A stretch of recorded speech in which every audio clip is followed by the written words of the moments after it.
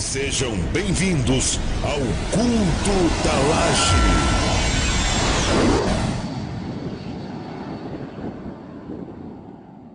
Senhor, irmãos. Paz do Senhor, irmãos. Deus abençoe você, Deus abençoe sua casa, Deus abençoe os seus caminhos. Que a bênção do Senhor esteja sobre todos nós. Segunda carta de Paulo, por gentileza. Segunda carta de Paulo à igreja em Corinto. Segunda aos Coríntios, capítulo 5, verso 10. Deus abençoe você por estar aqui. Eu amo crente que ama a palavra. Isso alegra a gente, né? Glória a Deus. Estamos tendo segundas-feiras atípicas aqui, voltada para um só tema, um só assunto. E realmente só vem quem gosta de palavra. Não é verdade, pastor? Se não vem gostando de palavra, é melhor não vir não, senão atrapalha quem gosta. Não é verdade? Glória a Deus. Então eu louvo a Deus pela sua vida que está aqui desde a primeira semana, essa é a terceira. E Jesus não voltou semana passada. A gente está aqui ainda, mas se ele não voltar na próxima semana, nós estaremos aqui falando sobre a grande tribulação. Tá legal? Então semana que vem vamos falar sobre a grande tribulação, se der tempo, tá bom? Hoje nós vamos falar um pouquinho sobre o tribunal de Cristo e sobre as bodas do Cordeiro, tá bom? Então quem achou aí, por gentileza, vamos lá? Nós vamos ler dois textos, tá? Segunda aos Coríntios, capítulo 5, verso 10. Esse é o primeiro texto. O segundo texto que nós vamos ler é Apocalipse, capítulo 19, versículo de número 6. Então, abre aí, por favor, os dois textos, para a gente fazer a leitura de ambos, tá bom? Primeiro texto, segunda aos Coríntios, capítulo 5, verso 10. E o segundo texto, Apocalipse 19, versículo de número 6. Diz assim o primeiro texto: porque todos devemos comparecer diante do tribunal de Cristo, para que cada um possa receber as coisas feitas no seu corpo, segundo o que tiver feito, se é bom ou ruim. Apocalipse capítulo 19, verso 6. E ouvi, como se fosse a voz de uma grande multidão, como a voz de muitas águas, e como a voz de poderosos trovões, dizendo: aleluia, porque o Senhor Deus onipotente reina. Alegremo-nos e regozijemo-nos e demos honra a Ele, porque as bodas do Cordeiro chegou e sua esposa já se preparou. E foi-lhe concedido que se vestisse de linho fino, puro e resplandecente, porque o linho fino é a justiça dos santos. Quem pode dizer amém? Amém. Me empreste a sua atenção, porque eu quero usar o tempo que nós temos e fazer uso dele, me apoiando em dois assuntos que eu poderia usar cada um em uma única mensagem. Mas eu quero fazer uso de ambos os assuntos para que possamos então na próxima semana andar um pouco mais. Se eu pregasse hoje apenas sobre o tribunal de Cristo, é claro que usaria o tempo e iria abordar o tema de forma mais extensa. Como não vou fazer isso, vou usar dois temas em uma mensagem, ou dois assuntos em uma mesma pregação. Eu não vou ser extenso ou muito explicativo sobre os temas em particulares, para que a gente consiga falar os dois. Quem entendeu, diga amém. Amém. Fiz a leitura do texto de Paulo escrevendo à igreja em Corinto, e Paulo alertando que todos vão comparecer diante do tribunal de Cristo. Diga, tribunal de Cristo. Diga, eu, cristão, vou comparecer ao tribunal de Cristo. Obrigado. O texto de Apocalipse, João está escrevendo sobre o que ele viu e dizendo que as bodas do Cordeiro estavam sendo anunciadas. Diga, as bodas do Cordeiro. Diga, as bodas do Cordeiro é um evento para mim. Diga, eu, cristão, vou participar das bodas do Cordeiro. Então vamos entender rapidinho o que significa esses dois assuntos que, dentro do meu pensamento dispensacionalista, no que tange a escatologia, esses temas são cronologicamente os acontecimentos posterior ao arrebatamento. Então, significa dizer que semana passada aprendemos sobre o arrebatamento e logo após a igreja ser arrebatada, a igreja é levada para o tribunal de Cristo. Depois que a igreja passa pelo tribunal de Cristo, ela é introduzida nas bodas do Cordeiro. Então, como desde a primeira semana eu venho abordando sobre sinais dos fins dos tempos, sobre o arrebatamento, hoje, em ordem cronológica, para que vocês entendam melhor, vou falar sobre os dois eventos que se seguirão ao arrebatamento: tribunal de Cristo e bodas do Cordeiro. A palavra de Deus registra muitas promessas. Está registrado na Bíblia muitas promessas para os filhos de Deus, mas nenhuma delas eu reputo por ser mais importante do que a promessa da salvação e a promessa do retorno de Jesus para buscar a sua igreja e levá-la para morar eternamente com ele. Logo, a Bíblia não fala apenas sobre o momento do arrebatamento ou sobre o arrebatamento, mas também fala sobre os eventos que se seguirão ao arrebatamento. Então, pastor, depois que eu for arrebatado, eu vou ser levado direto para o céu, lugar onde Deus habita? Não. Depois que você for arrebatado, você será levado, nós seremos levados a uma cerimônia chamada de tribunal de Cristo. Depois que esta cerimônia terminar, nós seremos levados aí, de fato e em verdade, para dentro da Nova Jerusalém, a cidade santa, onde será celebrada as bodas do Cordeiro. Até aqui você entendeu? Diga amém.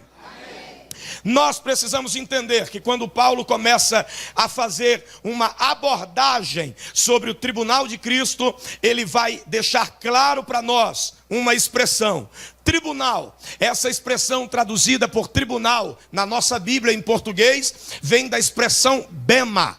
A expressão bema do grego significa tribunal recompensatório. Esse tribunal não é para julgamento de pecados. Aquele que foi arrebatado está salvo, não corre risco nenhum de agora se perder ou ser lançado no inferno. Não confunda tribunal de Cristo com o juízo do trono branco descrito em Apocalipse. Você entendeu? Diga amém. O juízo do trono branco é o julgamento de todos os ímpios e de todas as épocas, desde o tempo do primeiro homem chamado Adão. Todos vão comparecer diante de Deus e serão julgados segundo os registros do que praticaram, e a Bíblia diz que tudo vai estar escrito nos livros. Então não confunda, o tribunal de Cristo não é o juízo final. Juízo final é para os ímpios, e estes serão julgados e condenados ao inferno eterno. O juízo do trono branco é um juízo de avaliação. Mas o que vai ser avaliado, pastor? Vai ser avaliado a obra dos salvos. Nós não trabalhamos para o reino de Deus, sim ou não? Nós não pregamos o evangelho, sim ou não? Não ganhamos almas, sim ou não? A gente não faz a obra de Deus para que o reino seja estabelecido na terra, sim ou não? Tudo que a gente faz será avaliado no bema, tribunal recompensatório. É bom que contextualmente vocês entendam que nos jogos gregos de Atenas, naquela velha arena dos Jogos Olímpicos, quando terminavam os Jogos Olímpicos, tinha a coroação, ou tinha a premiação dos atletas. Quem já viu isso aqui? Lembra disso? Então, aqueles que corriam no estádio, terminou a corrida, eles iam para o local onde eles eram medalhados ou coroados. Aquela plataforma elevada, onde ficava o juiz da arena, essa plataforma era chamada de bema. Era daquela plataforma que o juiz da arena recompensava os atletas dos Jogos de Atenas. A palavra que Paulo usa, tribunal, é a mesma palavra. Significa que em dado momento, depois do arrebatamento, em um local elevado, e Paulo chama isso de regiões celestiais, em algum lugar nesse espaço sideral, antes da gente entrar nas mansões celestiais para bodas do Cordeiro, nós vamos ter que apresentar a Cristo todas as nossas obras. A gente vai ter que apresentar a Ele tudo que a gente fez enquanto estávamos nessa terra como seus servos. E aí, tudo que a gente fez vai ser avaliado para efeito de receber ou de não receber galardões. Você entendeu até aqui? Diga amém. Amém. Deus vai nos recompensar por tudo aquilo que a gente fez na sua obra. É por isso que Paulo escreve a primeira epístola dele aos Coríntios, no capítulo de número 15, verso 58, deixando claro que nós temos que ser sempre abundantes na obra do Senhor, sabendo que o nosso trabalho não é vão no Senhor. Há uma recompensa, há um galardão. Jesus disse no Sermão da Montanha: regozijai-vos, alegrai-vos, quando vos injuriarem, vos maltratarem, por amor do meu nome. Assim fizeram aos profetas antes de vós, mas grande será o vosso galardão no céu. Você entendeu isso? Diga glória a Deus. Então, este tribunal de Cristo é um tribunal para avaliação das nossas obras. Quem foi arrebatado está salvo, não se perderá. Tudo que vai ser avaliado no tribunal de Cristo é para, de fato, saber se o que fizemos foi útil ou foi inútil para o reino de Deus. Quando a gente leu o texto aqui, de 2 aos Coríntios, capítulo 5, e verso de número 10, fica muito claro duas palavras. Qual é a primeira? A palavra comparecer. O texto que eu li, pastor, diz que todos nós hão de comparecer perante o tribunal. A palavra comparecer aqui é tornar público.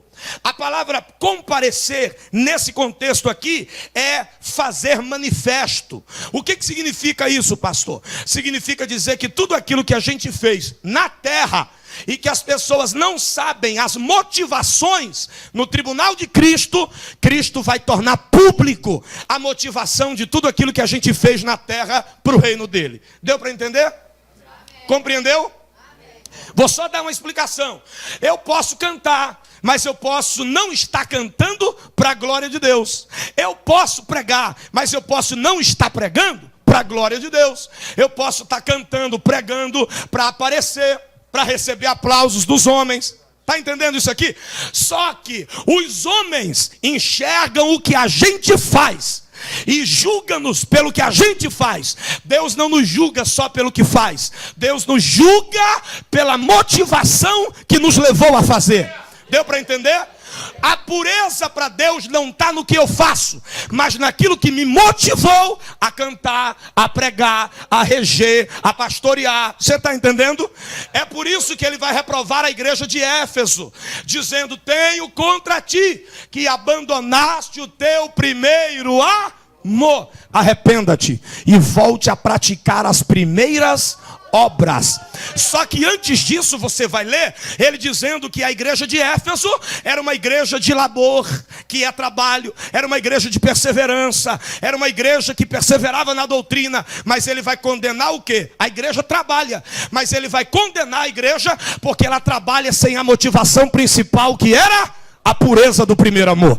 Então o que Deus quer? Ele não quer só que a gente trabalhe, ele quer que a gente trabalhe com a motivação correta, que é o amor a ele.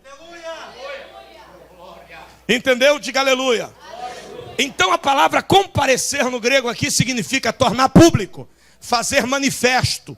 Isso aqui indica que o propósito do bema do tribunal é revelar de forma pública o caráter e as motivações que nos levaram a trabalhar e a fazer a obra de Deus. E tem uma outra palavra nesse texto que nós lemos, que é a palavra mal. Para receberdes segundo o que vocês fizeram pelo corpo, ou bem ou mal. Só que a palavra mal aqui não é a expressão que a gente fala ligado à moralidade. Quando alguém comete algum erro moral, entende? A expressão aqui no grego dá a ideia de inútil, dar a ideia de mal no sentido de ter feito uma obra inútil, que não faz diferença no reino de Deus, na casa de Deus, na obra de Deus. Por exemplo, eu já tive experiências e eu já sentei com um pastor lá no início da caminhada, ele me chamando para fazer algo na igreja, e eu disse para ele: pastor, eu sei que há uma grande necessidade, mas me perdoe, eu não aceito. Aí ele arregalou o olho para mim e eu disse: eu não aceito, porque embora eu queira lhe ajudar, mas essa não é a minha vocação. Deus não me chamou para isso. Tem gente que acha que Deus vai lhe dar galardão porque ele é um crente bombril, porque ele abraça tudo, ele faz tudo, quer fazer tudo. Ouça isso: Deus não vai te galardoar pelo tudo que você faz. Deus vai te recompensar por você fazer o que ele mandou você fazer, o que ele te chamou para fazer. Está entendendo isso? Atos capítulo 13 diz que Paulo, ele deseja descer e ir para a Ásia pregar. Ele queria ir pregar, o Espírito Santo impede ele. Ele queria ir para Panfilha, o Espírito Santo não deixa. Ele queria ir para Frígia, o Espírito Santo não deixa. Aí ele para e vai orar. De madrugada tem uma visão, o Espírito de Deus mostra a ele um varão da Macedônia acenando e dizendo: passa a Macedônia e ajuda-nos. Aí Deus entendeu que a obra que Paulo tinha que fazer não era de acordo com a intenção dele, era de acordo com a direção do Espírito de Deus. Você está entendendo isso aqui? Então, eu vou. Não é você vai, é Deus está me mandando ir. Eu vou fazer. Não é você vai fazer, é Deus está me mandando fazer. Sabe por quê? Porque você pode estar fazendo coisa na igreja, mas não está produzindo nada no reino de Deus. Porque a gente não produz para o reino quando a gente faz o que o pastor manda ou o que o líder manda. A gente produz no reino quando a gente está fazendo o que o Espírito está direcionando. Então, fazer a obra não é fazer o que se quer, achando que é o certo. É fazer aquilo que você sabe que Deus te chamou para fazer, e quando você faz, você sabe que está guiado pelo Espírito no que está fazendo. Entendeu isso? Diga amém. Então a expressão comparecer aqui no texto que eu li, de 2 Coríntios 5,10, é tornar público. Intenções e propósito de tudo que a gente faz hoje, Jesus vai tornar público diante de todo mundo que estará no tribunal. Todo mundo vai saber por que eu pregava, por que eu orava pelos outros, por que eu visitava os outros, entendeu? Ele vai tornar público as nossas obras, para que tanto nós quanto todos que lá estejam saibam se as minhas obras feitas para Deus foram úteis ou foram inúteis. Aí eu pontuei aqui 4 coisas que serão colocadas em avaliação. Eu sei que existem muitos outros tópicos que eu poderia abordar com vocês, mas eu quero abordar aqui alguns que eu julgo muito importante. O que vai ser avaliado? Eu botei em primeiro lugar porque a responsabilidade maior é nossa. O serviço pastoral será avaliado. Aonde está isso, pastor? Está com a Bíblia aberta no colo? Porque quem está vindo segunda-feira está vindo para ouvir Bíblia. E vamos me acompanhar aí. 2 Coríntios, capítulo de número 11, versículo de número 2. Olha o que Paulo está deixando escrito para nós aí. Pega isso e guarda. Nós, pastores, Ouça isso. Deus lhe chamou para o episcopado. Deus lhe chamou para liderar a igreja. Deus lhe chamou para cuidar de pessoas. Saiba, você vai dar conta dessas almas. Nós vamos dar conta. Deixa eu dizer uma coisa para mim, e dizer uma coisa para nós, e dizer uma coisa para quem está nos ouvindo. Pastor não é dono de ovelha. Pastor não é dono de ovelha. Ovelha não é propriedade de pastor. Nós cuidamos, mas a ovelha não é nossa. Nós vamos ter que prestar conta e entregar todos que Deus nos deram para cuidar. E Jesus vai cobrar isso da gente. Jesus vai pedir, vai. Olha o que Paulo diz. 2 Coríntios, capítulo 11, verso de número 2, ele diz assim: olha isso, que coisa magnífica. Porque tenho ciúme sobre vós, com ciúme divino, porque vos desposei com um marido, para vos apresentar como uma virgem pura a Cristo. Ele é pastor da igreja de Corinto. Ele é o apóstolo da igreja. E ele está dizendo: eu, ao cuidar de vocês, eu cuido com ciúme. E com ciúme divino. Oh, glória! Aleluia!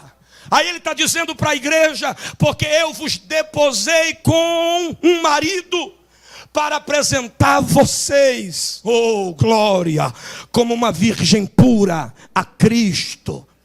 Paulo entendia que o seu pastorado, que cuidar da igreja, era transitório, porque chegaria um dia em que ele deveria entregar essa igreja e essas almas ao noivo. Ele deveria entregar essas almas ao dono da igreja. Queridos, tem um texto que eu quero fazer questão de ler com você também. Hebreus capítulo de número 13. Acompanha comigo esse texto aí, por gentileza. Hebreus capítulo de número 13, verso de número 17. Ouça isso: obedecei àqueles que vos governam e sujeitai-vos a eles, porque eles velam por vossas almas, como aqueles que deverão prestar conta delas, para que o façam com alegria e não com pesar, porque isso não vos seria útil. Qual é a sua tradução? A minha usa aqueles que vos governam, a sua usa pastores. Vamos lá? Olha o 17 aqui. Pega aí a palavra, leva para casa. Obedecei a vossos pastores e sujeitai-vos a eles, porque velam por vossa alma, como aqueles que hão de dar conta delas. Porque os que fazem, olha isso, para que o façam com alegria e não gemendo, porque isso não vos seria útil. Duas advertências, qual é? O texto diz que nós ovelhas, e eu tenho pastor, está aqui também, nós não podemos dificultar o pastoreio deles. Nós não devemos criar situação para que o pastoreio deles fique pesado, cansativo. Oh, coisa ruim é lidar com bode. Ovelha não, ovelha é uma bênção, mas no meio das ovelhas de vez em quando tem uns bodinhos. É verdade? No meio das ovelhas de vez em quando a gente encontra uns que é para testar a nossa paciência. Só misericórdia. Qual é a recomendação? Já que nós vamos dar conta, já que nós velamos, muitos não velam mais não, mas deveria velar, não é verdade? Já que o nosso trabalho é velar, é cuidar e apresentar as vossas almas a Deus, não imponha dificuldade no nosso ministério. Procure ser o mais abençoado possível para o seu pastor. Não dê dor de cabeça, se possível, não dê dor de cabeça, não cause problema, não seja fuxiqueiro, não seja quizumbeiro, mas diga para ele: conta comigo, meu pastor, eu vou te ajudar. Eu vou te ajudar a evangelizar, eu vou te ajudar a discipular, eu vou ser uma bênção na sua vida, meu pastor. Eu vou ser uma ovelha para facilitar seu pastorado. Porque está difícil, os homens estão infartando e aqueles que não infartam estão se suicidando. A coisa está séria, porque você não sabe a carga que nós carregamos. E qual é a advertência para o pastor? É porque a gente vai ter que entregar essas almas. A gente vai ter que entregar. E aí nós, pastores, temos que entender que ovelha não é cofre. Na atualidade, é muito comum perceber que as pessoas viraram produto dentro do sistema religioso. Não estão pregando, oh glória, aleluia, aquilo que de fato deveria, com o intuito de confrontar-te com a verdade e salvar a tua alma. Estão prometendo coisa que nem a Bíblia promete, porque infelizmente tem muitos pastores que não estão se preocupando para onde você vai, mas está preocupado, oh glória, onde você está. Enquanto você está na igreja, enquanto você está dando oferta, está dando dízimo, enquanto você está lá aplaudindo, então não importa se você está em adultério, está em fornicação, está mentindo, está roubando, está cheirando, está matando. Esse tipo de coisa em poucos púlpitos você escuta hoje em dia. A moda agora é vamos romper. A moda agora é vamos enriquecer. A moda, nada contra, tá? Aos sinceros, nada contra aos profissionais e aos verdadeiros coaches da vida. Não é verdade? Nada contra eles. Mas agora a pregação da moda não é mais o sangue de Jesus. A pregação da moda agora não é mais, ouça isso, a morte de Jesus. A pregação da moda não é mais Jesus está voltando. A pregação da moda agora é vamos usar as estratégias do coach e vamos romper, vamos viver melhor, vamos prosperar, vamos enriquecer, vamos abrir o próprio negócio. Ouça, eu não sou contra a bênção de Deus na área material, precisamos, mas o que adianta o homem ganhar o mundo inteiro e perder a sua alma? Eu vim aqui nesta noite dizer para você, valorize a morte de Jesus, valorize o sangue, valorize o céu, valorize a sua salvação. Nós, pastores, não temos que mudar a nossa pregação para dar consultoria empresarial em púlpitos, para dar estratégias de marketing ministerial ou pessoal em púlpito. O que a igreja precisa é a palavra da cruz. Nós, pastores, teremos que dar conta de todas as almas que Deus nos confiou. No tribunal de Cristo, o trabalho pastoral será avaliado e requerido. 2, os serviços sociais serão avaliados. Que é isso, pastor? É isso mesmo. Vou ler a Bíblia, tá? Você que chega lá no trabalho dando mau testemunho. Você que chega lá no seu trabalho envergonhando Jesus. Só porque você acha que o patrão é endemoniado. Não interessa que é endemoniado. Mas você tem que respeitar ele como respeita a Deus. É isso que está na Bíblia, eu já vou ler para você. O cara é uma bênção na igreja, é uma maravilha dentro do culto. Mas quando chega no trabalho, já chega com uma cara que parece que a legião que saiu do Gadareno pegou ele. Entendeu? Olha o que a Bíblia Sagrada vai dizer. Ouça isso. Colossenses capítulo de número 3, verso de número 22. Olha isso. Servos, obedecei em todas as coisas a vossos senhores, segundo a carne. Na nossa linguagem de hoje, isso aqui é patrão. Patrão. Ouviu isso? Vós servos, obedecei em todas as coisas a vossos senhores, segundo a carne. Segundo a carne é o trabalho social que nós prestamos aos patrões. Agora ouça o texto. Não servindo só na aparência. Não tem aquele que fica o tempo inteiro trabalhando e mexendo no computador, na rede social. Aí quando percebe o gerente entrando na repartição, faz a tela cair, muda, faz uma pose e parece que ele está ligadão trabalhando. Tá nada. Tá nada, tá fingindo. O texto está dizendo, obedeça a seu patrão em tudo. E não com aparência. Não faça para mostrar que você está fazendo. Não faça simplesmente, oh glória, na frente dele, mas que o seu comportamento pelas costas e na frente seja irrepreensível, verdadeiro e sincero. Continua a leitura, olha o que o texto diz. Não servindo só na aparência, como para agradar aos homens, mas em simplicidade de coração, temendo a Deus. Ele está dizendo, você está indo para o trabalho? Faça tudo que você tem que fazer, cumpra a sua obrigação, e faça isso de coração, não por aparência. Faça isso temendo a Deus, trabalhe temendo a Deus. Sabe por quê? Porque Deus está vendo o que você está fazendo. Olha o que o texto continua dizendo: e tudo quanto fizerdes, fazei-o de todo o coração, como se estivesse fazendo ao Senhor e não aos homens. Sabe por quê? Segue a leitura.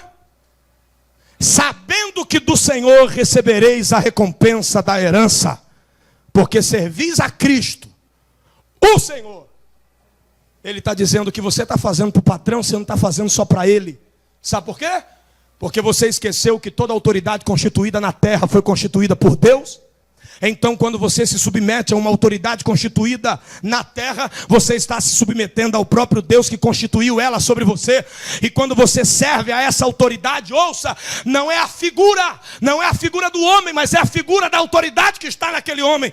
Quando você serve a essa autoridade que está sobre aquele homem, você está servindo ao próprio Deus, e Ele vai te recompensar. Tem gente que prega na igreja, canta na igreja, ora na igreja, marcha na igreja, pula na igreja e cai na mão no trabalho. É brabo, é braba. No trabalho é irreconhecível. Não leva desaforo para casa. Bicuda, bicudo. Já viu crente brabo? Crente brabo endemonia. A atmosfera espiritual pega ele que fica irreconhecível. O que você faz em sociedade, Deus está vendo. Todo o trabalho que você produz em sociedade está gerando bem. Você está entendendo? Está gerando bem para o local que você está prestando o serviço, se está prestando corretamente, e ao mesmo tempo, se você está trabalhando de forma honesta, sincera, de coração, tudo que você está fazendo, que está gerando bem para a empresa, esse bem também é gerado sobre você. Agora, se você faz o mal na empresa, aquilo prejudica todo o processo de trabalho da empresa, que pode prejudicar o trabalho de uma outra pessoa, porque o trabalho de um está ligado a uma cadeia de trabalho do outro, e pode fazer problemas começarem a acontecer. Por quê? Porque o crente não sabe trabalhar e dar testemunho, entendendo que o que está fazendo na terra está sendo contemplado por Deus e será recompensado por Deus. 3. Mas o que será avaliado, pastor? A natureza das nossas obras. Aonde está isso, pastor? 1 aos Coríntios. Hoje você vai ler Bíblia até ficar empanzinado.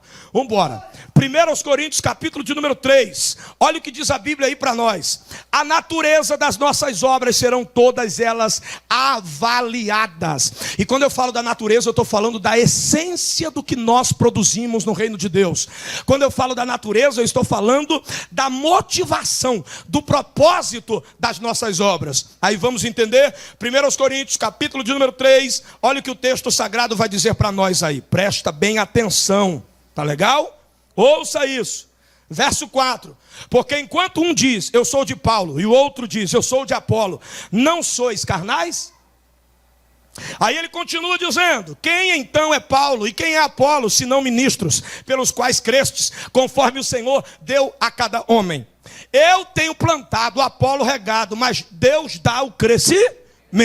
Assim então, nem o que planta é alguma coisa, nem o que rega, mas Deus que dá o crescimento. Ora, o que planta e o que rega são um, e cada homem receberá a sua própria recompensa, de acordo com o seu próprio trabalho, porque nós somos cooperadores de Deus. Vós sois lavoura de Deus e edifício de Deus. Olha agora, segundo a graça de Deus que me é dada, como sabe o mestre de obras, eu pus a fundação e outro edifica sobre ele, mas cada homem fique atento como se edifica sobre o fundamento, porque nenhum homem pode pôr outro fundamento além do que já é posto, o qual é Jesus Cristo. Agora, se algum homem sobre este fundamento edificar de ouro, prata, pedras preciosas, madeiro, fena, restolho ou palha. A obra de cada um se manifestará, pois o dia, esse dia é o dia do tribunal de Cristo, pois o dia a declarará, tornará pública, porque esta será revelada pelo fogo, e o fogo provará o tipo da obra de cada homem. O fogo provará o tipo da obra de cada... O que diz aí? De cada... Olha agora, se a obra de algum homem edificou, permanecer. Se a obra que algum homem edificou permanecer, ele receberá recompensa ou galardão. Se a obra de um homem for consumida ou destruída, ele sofrerá perda, não recebe galardão, mas ainda assim ele será salvo como pelo fogo. Ouça o contexto para eu te explicar. Há uma rixa no meio da igreja. Tem gente dizendo, eu sou de Paulo. O outro diz, eu sou de Apolo. O outro diz, eu sou de Pedro. O outro diz, eu sou de Cristo. A igreja estava considerando os apóstolos acima do que deveria considerar, como se eles fossem os mais importantes. Aí Paulo pega todo mundo e diz, quer saber de uma coisa? Ninguém aqui é nada. Nem Apolo é, nem eu sou, porque a gente coopera um com o outro, a gente coopera com Deus, e o que a gente faz não é nada, porque quem dá o crescimento naquilo que a gente faz é Deus. Em resumo, Paulo está dizendo, a glória não é de homem, a glória é de Deus, e tudo que a gente faz, Deus é que deve ser glorificado. Entendeu? Diga aleluia. Aí ele segue dizendo, olha, tanto Apolo como eu, a gente está edificando sobre um fundamento que já está posto. Qual é o fundamento? Qual é a base? Jesus. Aí ele diz, quando você for fazer a obra de Deus, você não pode colocar outro fundamento. Tudo que você faz para Deus tem que ser sobre este fundamento que é Cristo. Aí ele vai dizer que tem dois grupos. Aí ele diz, quem fizer obra de ouro, obra de pedra preciosa, obra de prata, esse terá as obras avaliadas, vai resistir ao fogo, não serão queimadas, e esse será galardoado. Mas quem fizer obra de madeira, de feno e de palha, a obra é queimada pelo fogo, e o tal não recebe galardão. Como eu não tenho muito tempo para explicar o significado de tudo, eu vou resumir para você. As obras divinas são as obras feitas de ouro, pedra preciosa e de prata. O que significa isso, pastor? É tudo aquilo que a gente faz, primeiro, para a glória de Deus. O ouro fala de realeza. Tudo que eu faço para Deus ser glorificado está sendo feito para a sua glória. Logo, ele recebe. Prata, na Bíblia, fala de resgate, morte de Jesus. Tudo que a gente faz tem que ter como base e fundamento o Calvário, o sangue, a morte de Jesus. E quando eu coloco Jesus em primeiro lugar, eu valorizo vidas, almas, acima de fama, acima de dinheiro, acima de aplausos, acima de tapinha nas costas. Entendeu isso? Então, obra de ouro é o que eu faço para a glória de Deus. Obra de prata é o que eu faço colocando Jesus no centro. E obras de pedras preciosas é o que eu faço pela direção e pelos dons do Espírito Santo. Entendeu isso? Se eu não faço para a glória, se eu não faço com Cristo centralizado para que Ele de fato alcance almas, e se eu não faço motivado pelo Espírito, guiado por Ele, usado pelos seus dons, eu estou produzindo o quê? Obra de madeira, obra de feno e obra de palha. São obras de esforço puramente humano. E aí, sabe o que vai acontecer? Quem fizer obras de madeira, feno e palha, essas obras serão queimadas e consideradas inúteis. Porque não vamos tapar o sol com a peneira. Tem gente que só faz para aparecer. Está desligadão lá. Quando o pastor aparece na porta da igreja, corre e pega a vassoura. E começa a cantar. Deu para entender? Compreendeu? Compreendeu? E aqueles que usam o poder financeiro, né? O poder aquisitivo para tentar galgar posições na igreja, entende? É louvável quando a pessoa é solícita, mas a gente também percebe quando a pessoa está querendo ser vista. Deu para entender? Uma coisa é ser solícita, outra coisa é querer usar o poder aquisitivo para dizer, eu sou liberal. Pode contar comigo, mas a gente sabe quando é um interesse, quando a pessoa está dizendo conta comigo, porque quer um cargo na igreja, porque quer oportunidade para cantar, oportunidade para pregar, tudo isso é obra de madeira, é obra de feno, é obra de palha, você está entendendo? Vai ser queimado, o que vai permanecer e o que vai trazer galardão para nós, é se nós fizermos o serviço de Deus, para a glória dele, para Cristo alcançar almas e guiar e cheio do poder do Espírito Santo. Então, não é só de vamos fazer a obra. Não. A questão não é vamos fazer a obra. A questão é como devemos fazer a obra. Você está entendendo? Coloque o amor a Deus, o amor a Cristo, o amor às almas, o amor ao Espírito de Deus acima de qualquer retorno que você tenha. Sabe por quê? Porque estamos numa época que as pessoas só pregam se tiver dinheiro, só canta se tiver dinheiro. Você está entendendo isso? Ouça o que eu estou dizendo. Só pastoreia se disser assim: quanto vai ser o meu salário? Está entendendo? Tudo hoje, alguém diz eu tenho ministério, mas sempre está querendo algum retorno. Ouça isso. Quando eu boto o amor a Deus acima de todas as coisas, eu não estou buscando retorno ministerial para mim. A gente abre a boca e diz, sofra eu, mas não sofra a obra de Deus. Será que é verdade? Será que é verdade? Porque nós queremos fazer a obra, mas queremos que as pessoas nos deem alguma coisa. Nós não queremos fazer a obra tirando de nós para dar às pessoas. Aleluia. Eu tinha um amigo pregador. Deus já recolheu, levou para a eternidade. E um dia a gente está lá dentro de Paulínia, e ele ficou para pregar em Paulínia. Eu fui para a capital de São Paulo pregar. E aí quando nós chegamos, pagamos as nossas passagens de ônibus. Eu paguei a minha, ele pagou a dele. A gente foi pregar. E quando chegou lá, a gente conversando, eu disse, e aí Vaso, como é que vai ser? Ele disse, Davi, não vai ter nada não, mas tudo que a gente trouxe, a gente vai deixar na igreja. A gente não veio aqui receber, eles não têm condições de dar nada para a gente, mas a gente trouxe. E o que a gente trouxe, até o que a gente trouxe, a gente vai deixar lá na igreja. Ouça isso. Não faça a obra de Deus para enriquecer na terra. Não faça a obra de Deus para ficar famoso na terra. Não faça a obra de Deus para ganhar like.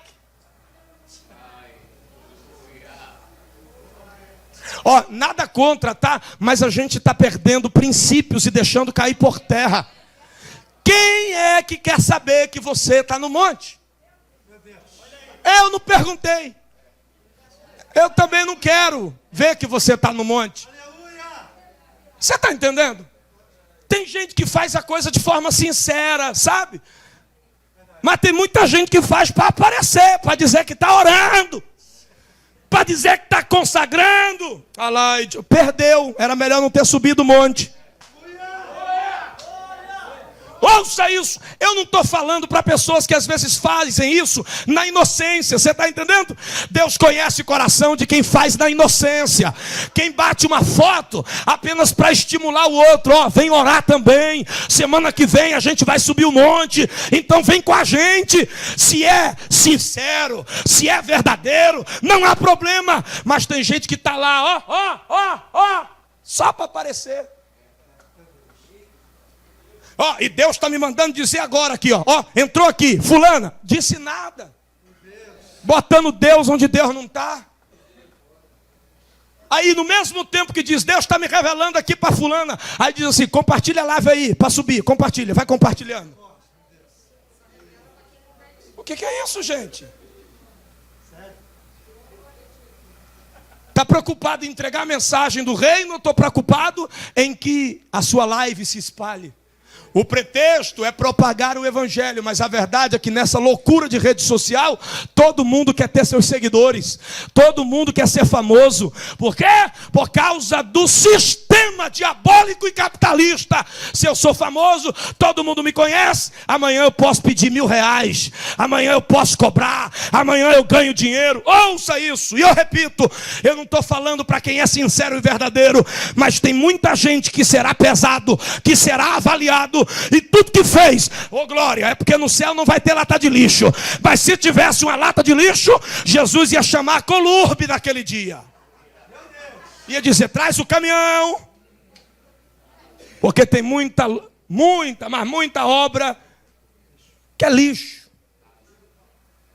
Então cuidado com o seu coração. Você está entendendo? Um dia perguntaram para mim, pastor, por que o senhor não cobra quando vai pregar? Eu falei, primeiro porque Jesus me salvou e eu sou grato por isso. Eu prego por gratidão. Segundo, porque eu creio que quem me chamou cuida de mim. A minha casa é própria e eu paguei porque Deus mandou um ímpio levar o cheque na minha casa. O meu primeiro carro eu não tinha dinheiro para comprar, Jesus mandou alguém me dar. O segundo, Jesus mandou alguém me dar. O terceiro, eu também não tenho dinheiro nenhum para comprar o carro que eu tenho, mas Jesus fez acontecer. Ele cuida de mim. Você está entendendo?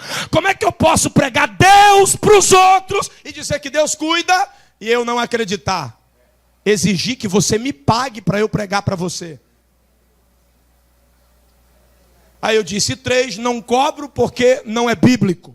A Bíblia não me autoriza. E 4, eu não cobro porque eu me conheço e eu sei que eu gosto de conforto. Entendeu? Eu não cobro, não é porque eu sou bom. Eu não cobro por todos esses motivos que eu já disse e pelo último, porque eu sou ruim de natureza. Eu sei, bota aí, se eu peço 1.000, esse mês são quase 30 agendas pregando. Fez as contas? Bota só 1.000. Mas tem gente que prega de manhã, de tarde e de noite. Eu só prego à noite, porque de dia eu estou com a minha família. Entendeu? Eu tenho filho e eu quero que ele cresça amando o pai e não revoltado porque a igreja tirou o pai dele. Entendeu? Eu tenho mulher. Então eu só prego à noite. Botou? Esse mês é quase 30 lugares pregando. Bota R$1.000 aí. Tu acha que eu ia estar morando em Guadalupe ganhando 30 mil reais? Meu carro é bom, mas tu acha eu ganhando 30 mil por mês se eu ia ter o carro que eu tenho? Não. Então ouça, meu padrão de vida iria subir. Meu consumo iria subir. O conforto iria me agarrar. E aí? Quem mandaria no meu coração a partir daí? O amor por uma alma que quer ouvir o evangelho ou o meu desejo de continuar no conforto e mantendo a minha vida? Eu disse para alguém, quer saber se alguém é do reino? Não bota dinheiro na mesa, não negocia. Diz para ele, tem almas aqui, pastor. Liga e diz, pastor, a gente não pode pagar. Aleluia. Mas tem muita alma aqui que precisa ouvir o que Deus tem dado para o Senhor. Se o Senhor puder vir nos abençoar, o que a gente pode fazer é lhe dar uma recepção, é ir lhe buscar, é lhe deixar em casa. Você está entendendo? Glória a Deus. Eu sei que tem os dois lados. Eu cansei de pregar em lugares e de não receber R$1. E o cantor famosinho levar 3.000, 4.000. Cantar 2, 3 musiquinhas. E muitos dão essa desculpa. Passei a cobrar porque ninguém me valorizava.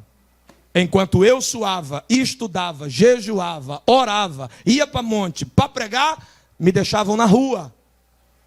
Eu já fiquei na rua de madrugada, sem ter ônibus para voltar para casa. Eu, pastor Davi, de ir pregar com dinheiro só da passagem de ida, e de voltar andando de madrugada para casa, debaixo de chuva, e ainda tomar banho de lama, depois do ônibus passar por mim.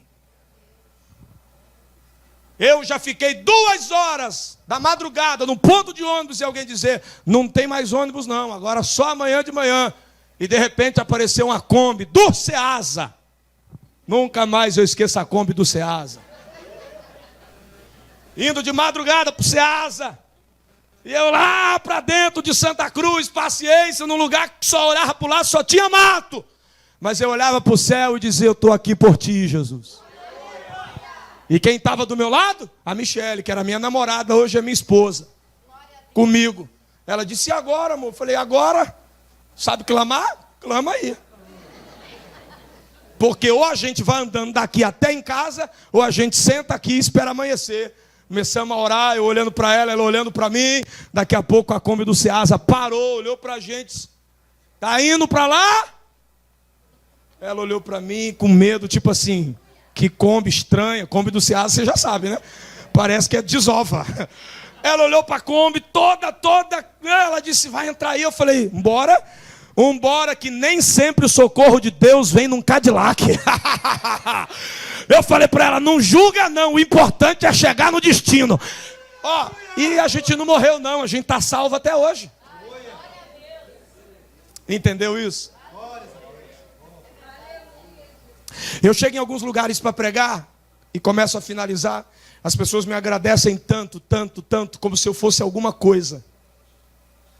Eu tenho áudio aqui, a pessoa dizendo, pastor, ontem a igreja não pode dar muita coisa. Pastor, eu estou até com vergonha de dizer o que a gente pode dar, mas, poxa, pastor, a gente queria tanto o senhor aqui pregando a palavra, será que o senhor poderia vir? Aí, pelo amor de Deus, a gente ama tanto o Senhor, e como se eu fosse alguma coisa, sabe? Eu vejo pregadores achando que o privilégio é da igreja de recebê-lo, como se ele fosse alguma estrela. O privilégio não é do Omarahamassúria. O privilégio não é da igreja de receber cantor e de receber pregador. O privilégio é do pregador ser recebido pela igreja. Você está entendendo? A honra não é de vocês, de eu estar aqui. A honra é minha de estar aqui pregando para vocês. Quem tem que ser grato a Deus sou eu. Sabe por quê? Eu estava na sarjeta e Ele me resgatou. Eu não tinha nada e Ele me deu o que eu tenho. Eu preciso amar a Deus e fazer a sua obra por amor. Quando a gente chegar lá, a gente vai saber se a gente fez por dinheiro, se a gente fez por fama, se a gente queria glória, se a gente queria conforto, se a gente queria salário, se a gente fazia porque queria carro bom, ou se a gente fez porque amava Deus, ou se a gente fez porque valorizava o reino de Deus em primeiro lugar, ou se a gente via as almas primeiros. Repetindo. E fechando essa parte, não está na Bíblia, mas aquele dia a gente vai ter muita surpresa. Ouviu? Gente que no tribunal vai achar que está abafando, mas Deus vai revelar tudo que estava no coração, e as obras serão queimadas, e Ele dirá, tudo que tu fez, está comprovado que era inútil, não receberás galardão. Você entendeu? Tudo isso, diga aleluia. 1 Coríntios capítulo de número 4, do 7 ao 18, leia em casa e a gente começa a fechar. Romanos 14, verso 10 a 15, também o que mais será avaliado? Nossas atitudes com os nossos irmãos. Vou repetir o texto, 1 Coríntios 4, do 1 ao 7. O texto vai dizer que a gente não tem que julgar os nossos irmãos. Não julgueis os vossos irmãos antes do tempo. Por quê? Porque todos nós vamos comparecer perante o tribunal de Cristo. E aí ele começa a falar sobre o nosso comportamento em relação aos irmãos. E lá no final do capítulo 4, ele vai dizer que no meio da igreja de Corinto tinha alguns que andavam envaidecidos. Não tem essa raça chata? Não tem? Paulo vai dizer que nós recebemos tudo que a gente tem. E a gente não pode ficar envaidecido. Aí ele diz que tinha alguns na igreja de Corinto que estavam tão envaidecidos, soberbos, que agiam como se o que eles tinham não tivesse recebido. Não tem gente assim? parece que ele é. Parece que ela é. Não tem gente assim? Tudo que a gente tem, a gente recebeu. E a gente não pode agir como se o que a gente tem fosse nosso. Sabe por quê? Porque tudo que a gente tem veio de Deus. Foi Deus que nos deu. Você canta, foi Ele que te deu. Você prega, foi Ele que te deu. Você ora e Deus cura, foi Ele que te deu. Você visita e Deus te usa, foi Deus que te deu. Resumindo, você não tem nada, eu não tenho nada. E se nós não temos nada, também não temos motivo para ficar envaidecidos, para botar um sapatinho, sabe, um pedestal, e olhar os outros de narizinho empinado na igreja, achando que somos alguma coisa. E aqueles que acham que se não cantar, o culto não vai fluir, se não dirigir, o culto não vai pegar fogo, se não pregar, Jesus não vai virar. Deus, me trouxe aqui para dizer: faça a obra, mas não faça para aparecer. Porque os galardões de Deus serão dados a todos que fizerem obras de ouro, obras de prata e obras de pedras preciosas. O texto em seguida que lemos de Apocalipse deixa muito claro para nós que após esse juízo chamado Tribunal de Cristo, onde nossas obras serão avaliadas, nós seremos levados para a tão sublime e maravilhosa bodas do Cordeiro. O que é as bodas do Cordeiro, pastor? Não confunda as bodas do Cordeiro com a ceia do grande Deus, a ceia das bodas. Aonde está isso, pastor? Apocalipse 19. Olha o texto que nós lemos aí. Bota o olhinho aí, por gentileza. Não vai para a escola dominical, né? Jesus me trouxe hoje até você. Apocalipse 19, olha o que diz o verso de número 16. E ele tem sobre a sua veste, sobre a sua coxa, um nome escrito: Rei dos Reis e Senhor dos... E eu vi um anjo que estava de pé no sol, e ele gritou com alta voz, dizendo a todas as aves que voam pelo meio do céu. Olha o que o anjo dizia: vinde e ajuntai-vos à ceia do grande Deus, para que possais comer a carne de reis, e a carne de capitães, e a carne de homens poderosos, e a carne de cavalos, e a dos que neles se assentam, e a carne de todos os homens, tanto livres quanto escravos, tanto pequenos quanto grandes. O que é a ceia do grande Deus? É um banquete que Deus vai dar para as aves do céu. E que banquete é esse? A carne dos homens que ele vai matar na batalha do Armagedon. Assim que Jesus voltar em glória, Israel estará cercada por exércitos inimigos para ser destruída. O anticristo estará comandando essas tropas. Mas quando Jesus volta em glória, o que acontece? Com o sopro da sua boca, ele destrói esses exércitos. Só que todos os mortos ficam espalhados pela terra. Aí João disse: eu vi um anjo que bradava, dizendo às aves do céu: vinde. O anjo vai convocar todas as aves do céu para quê? Para se fartarem com o corpo e o cadáver de todos os exércitos mortos no Armagedon. Então isso é a ceia do grande Deus. Agora, o que é a ceia das bodas? De trás para frente. A ceia das bodas está no verso de número 9. Olha lá. E ele disse, me escreve: abençoados são aqueles que são chamados à ceia das bodas do Cordeiro. Então não confunda a ceia do grande Deus com a ceia das bodas do Cordeiro, com as bodas do Cordeiro. São três coisas que estão aqui no texto e três coisas diferentes.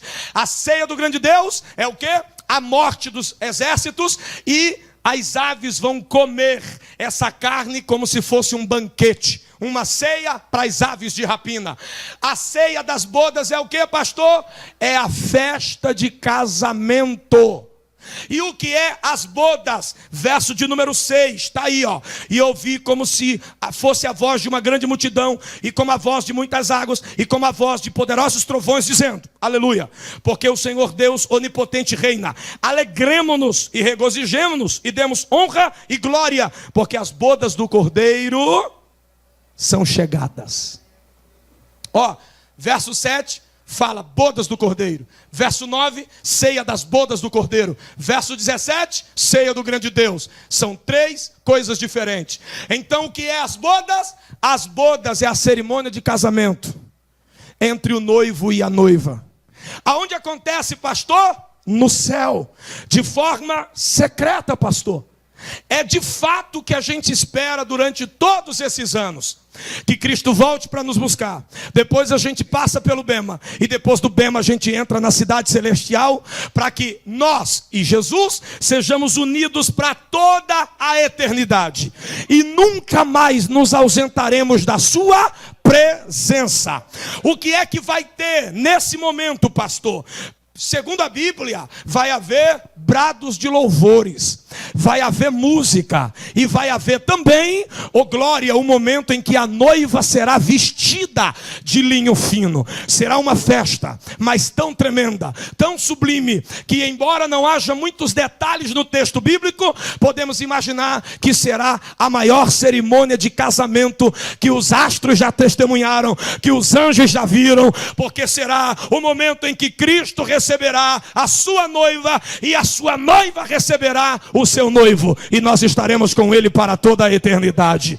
O que me leva a crer que são eventos separados é porque o texto que nós lemos de Apocalipse capítulo 19 vai dizer para nós de forma muito clara no verso de número 7, porque as bodas do Cordeiro chegou, ou são chegadas as bodas do Cordeiro. A expressão chegadas no grego, gente, indica que foi concluída. Significa que a cerimônia de casamento foi concluída. Aonde? No céu. Só que depois João vê Jesus descendo. Enquanto a cerimônia de casamento acontece nas mansões celestiais, na presença dos santos anjos, a ceia acontece na terra. Porque enquanto o verso 7 diz, concluídas estão as bodas, o verso 9 vai dizer, bem-aventurados são aqueles que são convidados para a ceia das bodas. Não é assim que acontece todo casamento? Nós temos o momento da festa, mas antes da festa tem a cerimônia. É ou não é? Sim ou não? Então o que nós temos aqui? As bodas é o casamento. Acontece no céu.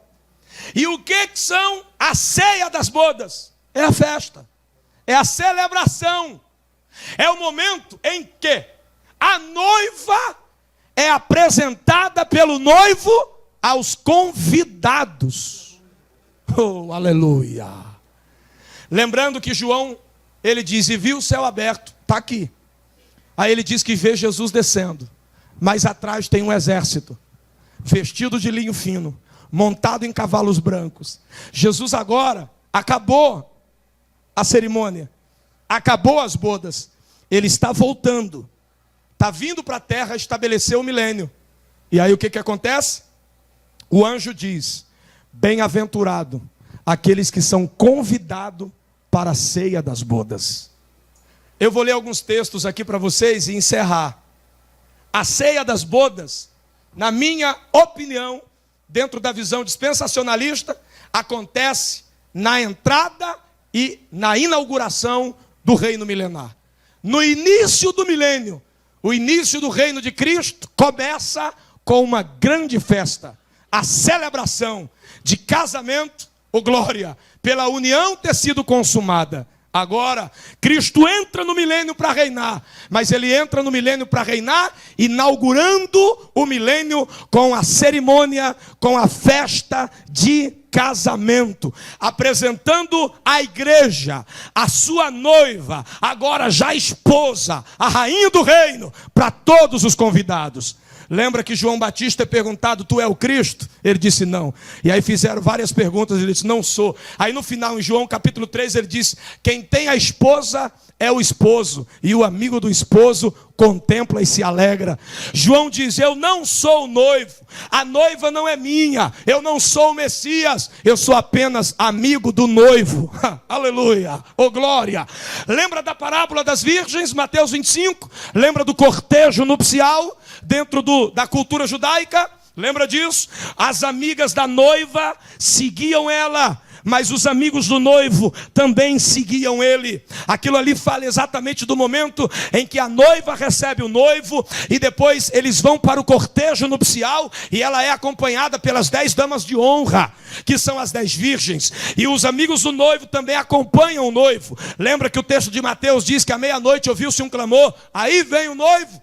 Quem dava esse brado em Israel era o amigo do noivo, anunciando na porta da casa do pai da noiva que o noivo tinha chegado para buscá-la. O amigo do noivo gritava, e a noiva saía acompanhada das 10 damas de honra, indo acompanhada do noivo para a cerimônia e depois para a festa. E quem estaria presente? As amigas da noiva e os amigos do noivo. Encerro dizendo, sabe quem vai estar lá? E eu começo a fechar a palavra. Quem são os convidados? Todos os queridos do Antigo Testamento que foram salvos. Aonde está isso, pastor? Na hora que Jesus voltar, quem vai entrar no milênio? Nações aliadas de Israel estarão na festa de casamento. Quem mais vai estar? Os redimidos do Antigo Testamento. Quem mais vai estar? Os mártires da grande tribulação. Aqueles que foram salvos no período tribulacional, morreram, mas ressuscitarão e entrarão no milênio. Será uma festa que você não tem noção do tamanho. Tem alguns textos, eu quero que você anote e leia em casa. Lucas 13, 28. Fala que haverá uma mesa no reino, e lá estarão assentados Abraão, Isaque e Jacó. Quando a gente lê o texto bíblico, também escrito em Lucas 22, verso 18, e depois Lucas 22, verso 29 e 30, o texto vai falar também de uma mesa posta, e vários vindos do Oriente e do Ocidente, e sentando na mesa com Isaque, Abraão e Jacó, e com os profetas. Quando a gente lê a Bíblia Sagrada, lembra o texto da ceia? E não bebereis mais do fruto da vide, até que o beba convosco no reino de meu Pai. Eu acredito que é exatamente neste momento que haverá uma grande celebração da ceia. Lembra da última Páscoa? Ele disse, não comereis mais esta Páscoa convosco, até que se cumpra no reino de Deus.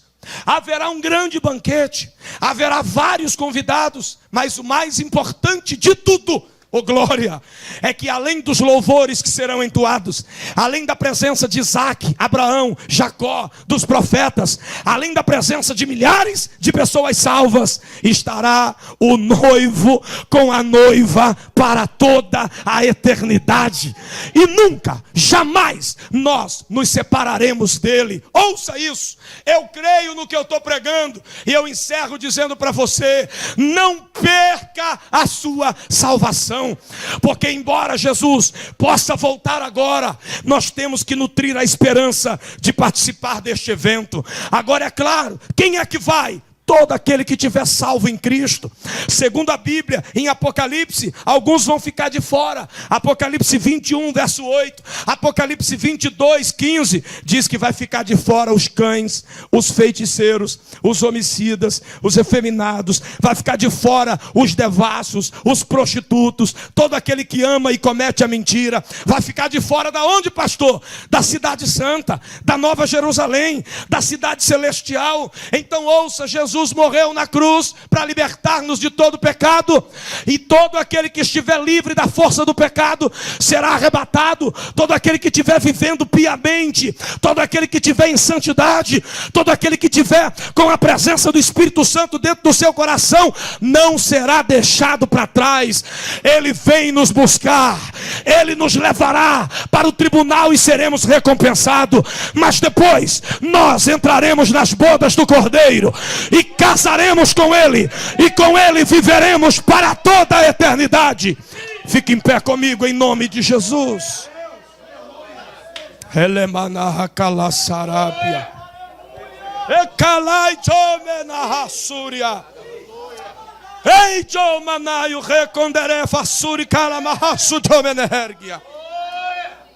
O reino de Deus está chegando. o reino de Deus será estabelecido na terra. Senhor, nós ouvimos a tua palavra. Ela é viva e eficaz. Ela é mais penetrante do que qualquer espada de 2 gumes. Ela penetra até a divisão da alma e do espírito, entre juntas e medulas. Que a tua palavra produza temor e tremor em nosso coração nesta noite. Que a tua palavra nos leve a uma reflexão profunda e a um arrependimento sincero e verdadeiro. Perdoa nossos pecados. Perdoa os nossos pecados. Perdoa as nossas transgressões, as nossas iniquidades.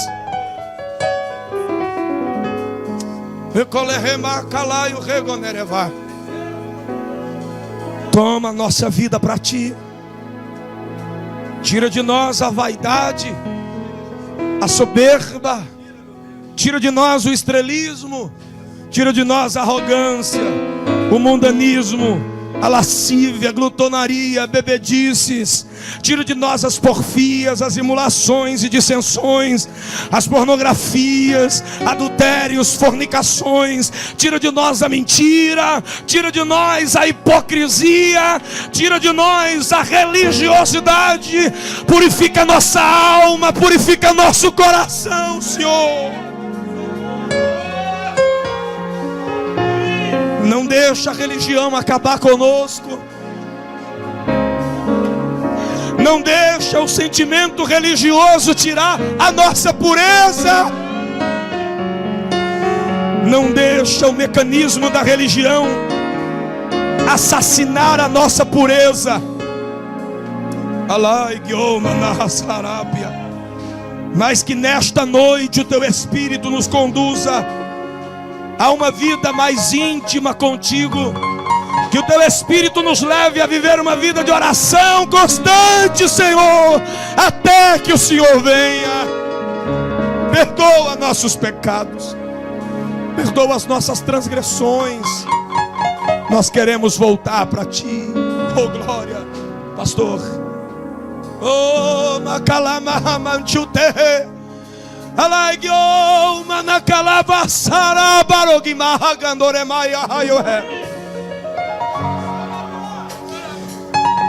Eu vou pedir que você abra suas mãos.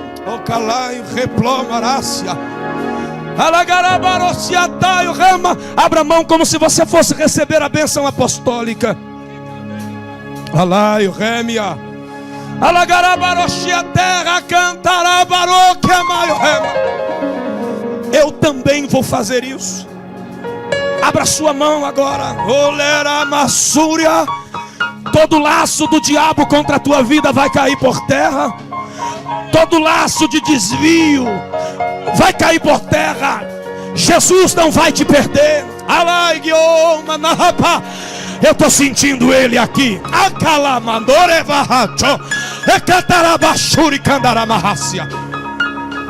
As cadeias que te prendem e que tu não consegue romper espiritualmente, Deus pode quebrar agora. Senhor, as nossas mãos estão abertas, as minhas também, porque eu vou receber essa oração feita pelo teu servo.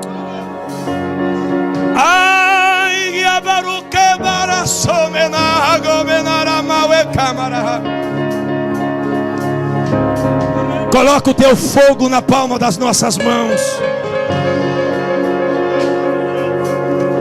Egai o rame na face, a terra, canto de Omenegergia.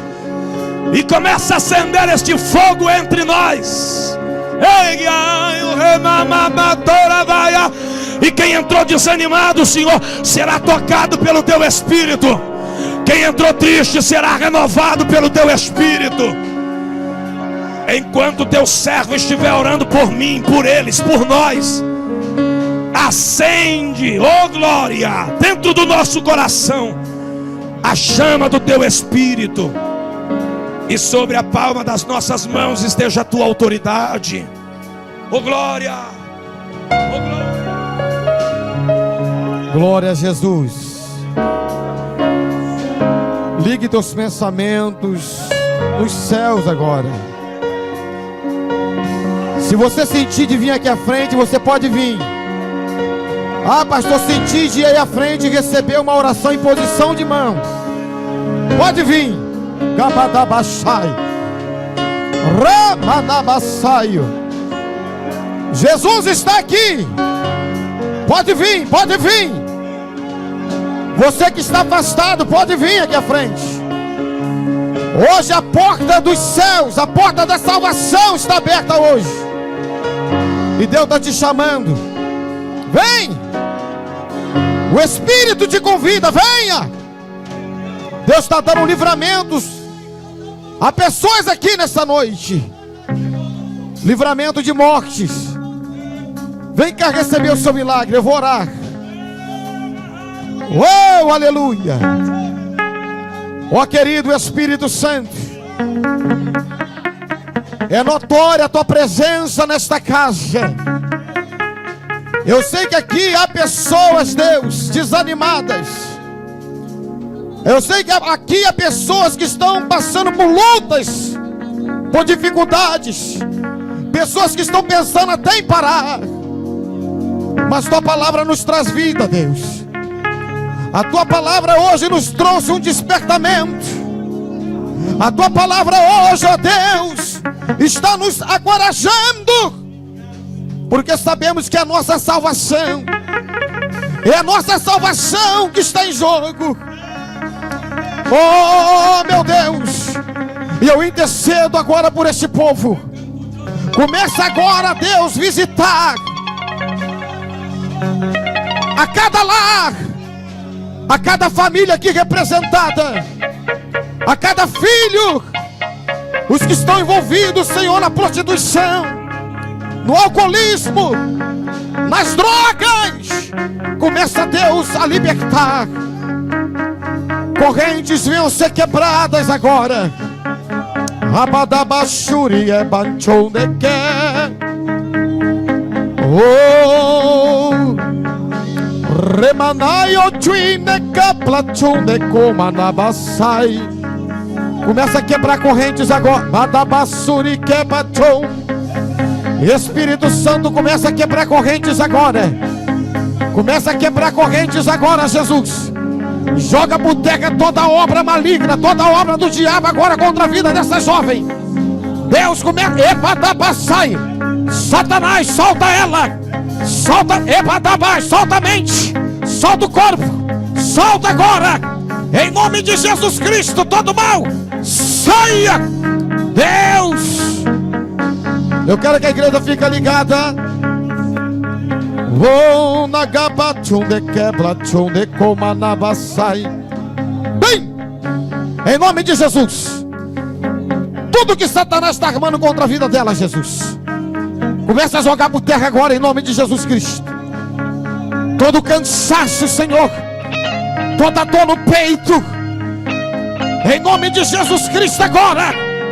Lebadabadabasaio. Deus, começa a queimar agora. Começa a queimar agora. Fortalece ela. Ajuda ela.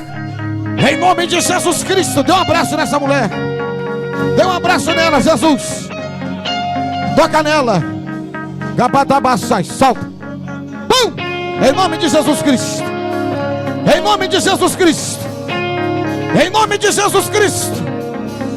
Toda macumbaria contra a vida desta mulher, em nome de Jesus, seja desfeita agora, pelo poder do nome de Jesus. Todo mal, sai! Sai! Em nome de Jesus Cristo. Deus, começa a visitar agora as casas. Começa a visitar agora, Senhor, os terreiros de macumba. Tudo que Satanás ganhou para destruir a vida desse homem, para destruir a vida dessa mulher.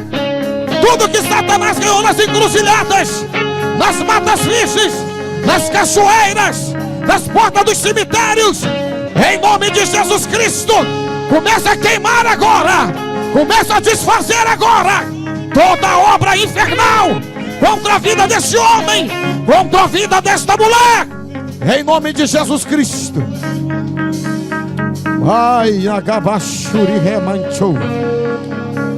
Começa a receber de Deus. Começa a receber de Deus.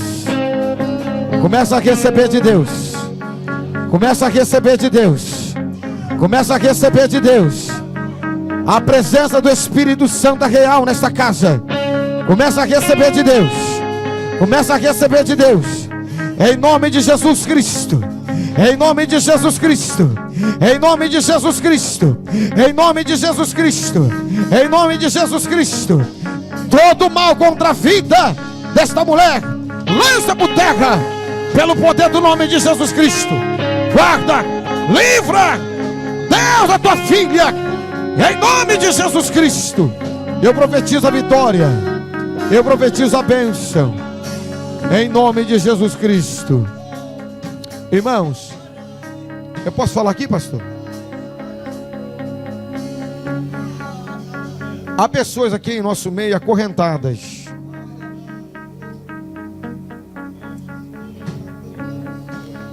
presa nas drogas, presa nos vícios. Pessoas que já tentaram até se libertar, mas não conseguem se libertar. Se tu tem coragem, vem aqui à frente, que tu vai ficar hoje liberto. Não se vergonhe, porque um dia Jesus me libertou também. Se tu tem coragem, vem aqui à frente, que o Senhor está falando comigo e que vai te libertar. Venha sem medo. Isso, pode vir. Tem mais gente, tem mais gente. Não é só ela não, tem mais gente. Venha. Tu não quer ficar nessa situação. A depressão depois vem. Eu sei que é mais forte do que você. Tu já tentou. E tudo que Satanás quer é que você fica perambulando pelas ruas. Tudo que Satanás quer te levar, você para a sarjeta. E Jesus está falando comigo aqui, chama eles que eu quero libertar hoje. Não se vergonhe. Não se vergonhe. Venha à frente, venha sem medo. Vocês sabiam, no nosso trabalho de libertação lá na igreja, há pessoas que vomitam, feitiçaria, macumbaria. O diabo não gosta de cair, para ele é uma vergonha. Ele fica escondidinho, camuflado, ele detesta cair. Quando nós oramos, não é a pessoa que cai, é Satanás. Ele odeia. E tudo que ele quer é aprisionar. Viu? Nós tivemos essa semana no centro de reabilitação, ali em Seropédica. Eu nunca vi tantas pessoas caírem possessas de demônios. E eles oram todo dia. Eles jejuam todo dia. Eles lêem a Bíblia. Mas enquanto não for liberto de dentro para fora, irmãos, Satanás vai fazendo morada ali, escondidinho. Tem demônio que resiste até a oração. Mas quando a igreja está ligada, quando a igreja está conectada, irmão, o diabo não tem vez, ele cai por terra. Aqui tem pelo menos mais 4 pessoas que precisam vir aqui à frente, em nosso meio. Eu não vou insistir. Aqui tem 2 pessoas que nós vamos orar aqui, 2 jovens. Mas tem mais 4 pessoas que precisam vir à frente. Eu não vou insistir. É você e Deus. Viu? Você tem que ter... Essa jovem aqui tem coragem. Viu? Porque o diabo ele te dá um falso poder. Você pensa que você é o cara, que você é bam bam bam. Hã? Porque anda armado, porque fuma. Tu não é ninguém. Tudo que Satanás quer é tirar a tua vida. E Deus quer te dar livramento aqui hoje. Viu? Agora é você e Deus. É você e Deus.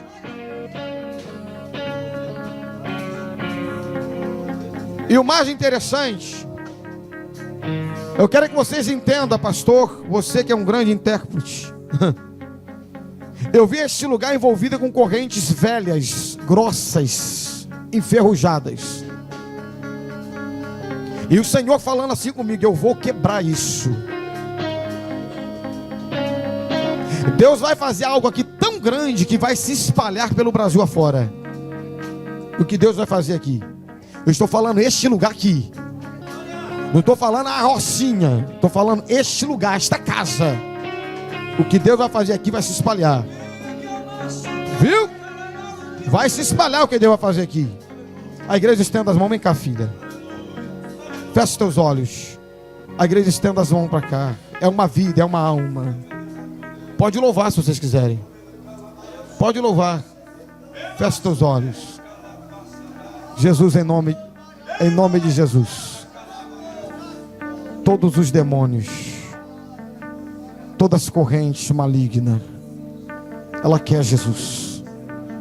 Ela quer Jesus. Ela quer ficar liberta, Jesus. Todas as correntes malignas agora contra a vida dela, liberta ela, Jesus. Eu quero que a igreja fique ligada. Liberta essa jovem. Toca nela agora, toca. Toca, Espírito Santo, toca. Toca nela. Ela quer ficar liberta, Jesus. Ela já tentou. E tu tens o poder de libertar ela, de fazer dela assim uma missionária. Ela tem promessa. Ela tem promessa, por isso que ela está aqui, Jesus. Ela tem promessa. Ramanamassaio. E eu quero profetizar a libertação dela. Correntes sejam quebradas agora. Algemas sejam quebradas agora. E em nome de Jesus Cristo, sai. Sai. Em nome de Jesus, vem cá, filha. Abra tuas mãos. A igreja estenda as mãos. Só apoia ela, não segura não, só apoia. Em nome de Jesus, estenda as mãos para cá.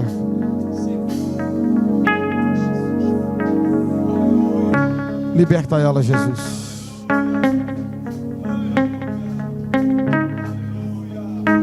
Tu está dando um livramento a ela agora, Jesus. Está dando um livramento a ela, Jesus. Não era para ela estar aqui. Não era para ela estar aqui. Há uma sepultura sendo fechada aqui hoje. Por amor a Baioshuri Reblaçai. Ah, se não fosse a oração daquela Ramanamassaio, ela é conhecedora. E eu quero te pedir, Deus, liberta ela. Quebra em todas as correntes contra a vida dessa jovem. Em nome de Jesus Cristo, todo mal sai. Vem cá, filha. Vem aqui.